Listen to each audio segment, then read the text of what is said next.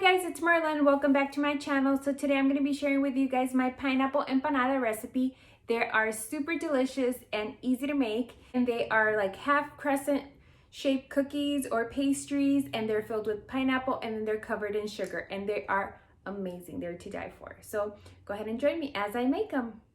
Need 4 sticks of butter, 5 cups of flour, 1.5 cup of sugar, the filling that I made, or you could always buy it, and a block of cream cheese. In a large pot, you're going to place the 4 sticks of butter, and mine are room temperature, and you're going to turn the heat on to low, and you're going to let this go for a little bit, and the butter is going to start to melt slowly. So my butter has been going in my pot for about 3 minutes. So what I'm going to do next is add my cream cheese. My cream cheese is also room temperature, so I'll go ahead and add that to my butter, and I'll go ahead and turn the heat off. So then I'm going to start mixing it with my hands. I want to make sure the butter and the cream cheese combine very well. So I'll just continue to mix. It's kind of mushy. So you'll just do this until it's completely combined. You don't want chunks of cream cheese and butter by themselves. You just want a nice, even, thick consistency mixture of both. So just go ahead and do that. Just keep doing it. Now that my mixture of butter and cream cheese is combined well, I'll go ahead and start adding the flour. I'm going to use a large spoon and start spooning in several spoonfuls of flour into the mixture. You don't want to go ahead and do the whole entire flour because it's going to be harder to bring together. So it's best if you do a little at a time. So right now I'll go ahead and mix it with my hand, and as you guys could see, the liquid is going to start to thicken, and I'll go ahead and add more flour and continue to do this, and you guys will see that the dough is going to start to form. So at this point, I went ahead, maybe I have about 2 to 2.5 cups of flour in the mixture, and as you guys could see, the dough is starting to form. And at this point, it is very, very sticky, and it's totally fine. That's normal for it to be sticky. So then I'll continue to add more flour, and the dough is going to begin to form even more. As you guys could see, it's starting to kind of come together by itself. It just kind of sticks all together in a ball. So you'll just continue to knead it and bring it together.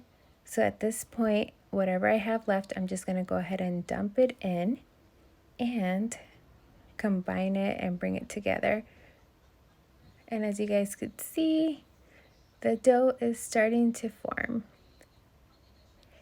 And this is a very, very soft dough. It's not hard. So once the dough is completely finished, you'll know when your fingers are completely free of any of the dough and the pot is completely clean. And by clean, I mean you're not going to have anything around it, just like in the picture. So this is when your dough is pretty much ready to go. So at this point, my pot's completely clean, and as you guys could see, my dough is formed into a ball. And as you guys could see, it's like a very soft dough. It's not hard, so you want this consistency. As I press in, my fingers sink in completely. That's the consistency that you want. I've let my dough rest for about 10 minutes, and at this point the dough is a little bit firmer because the butter and the cream cheese are cooled down. So I'll just start to form my little balls, and I make my balls the size of a gumball, maybe a little bit bigger, and you'll just continue to do this. And if you want your little balls to be the exact same size, you could always use a cookie scooper or a measuring spoon. Usually the size of the tablespoon would make perfect little balls. So you could go ahead and do that as well if you like. That way the little cookies come out the exact same size. So I'll just continue to do that.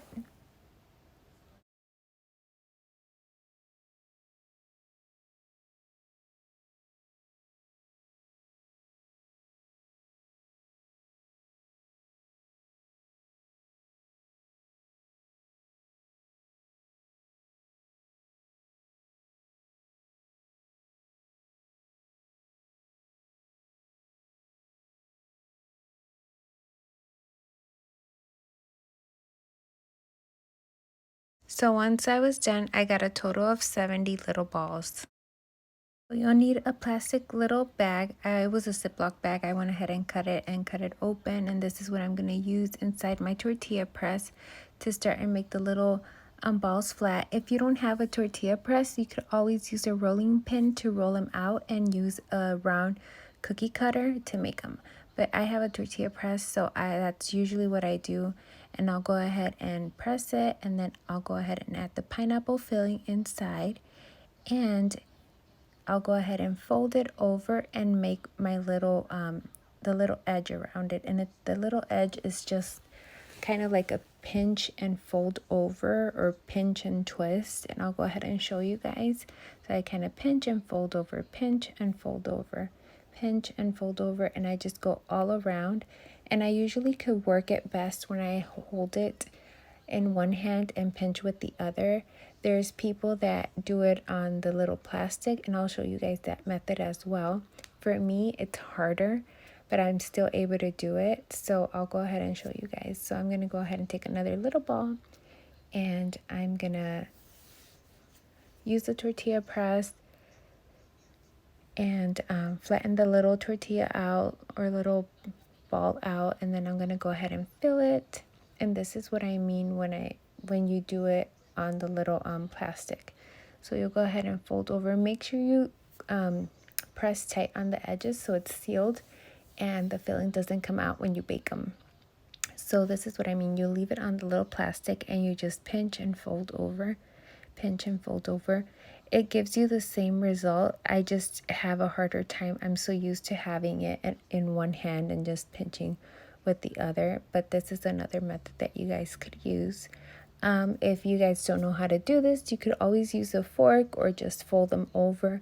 At the end of the day, they are still delicious. This is just a little decorative touch. So I'm going to go ahead and continue to do this with all my 70 little cookies.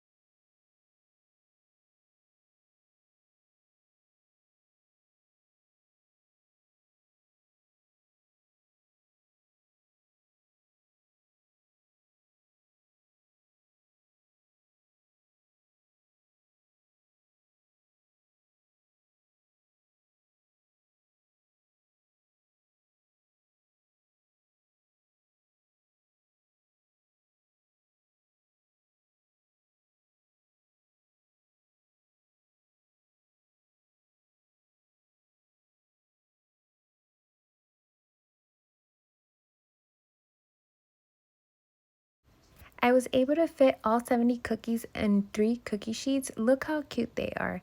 They look so adorable. I can't wait to bake them and cover them in sugar.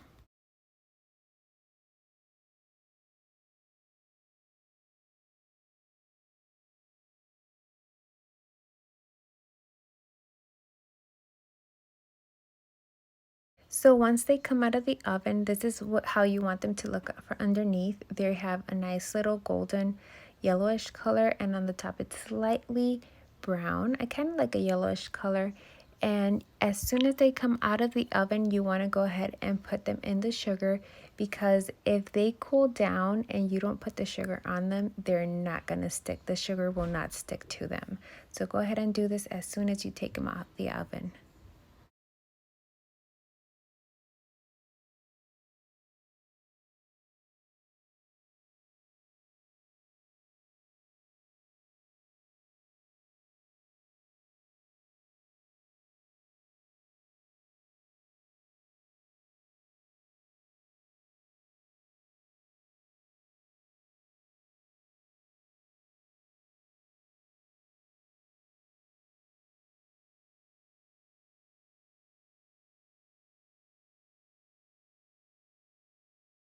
So this is a finished product. They are pretty and delicious, and you guys will not be disappointed with this recipe. So I hope you guys enjoy it, and I'll talk to you guys later.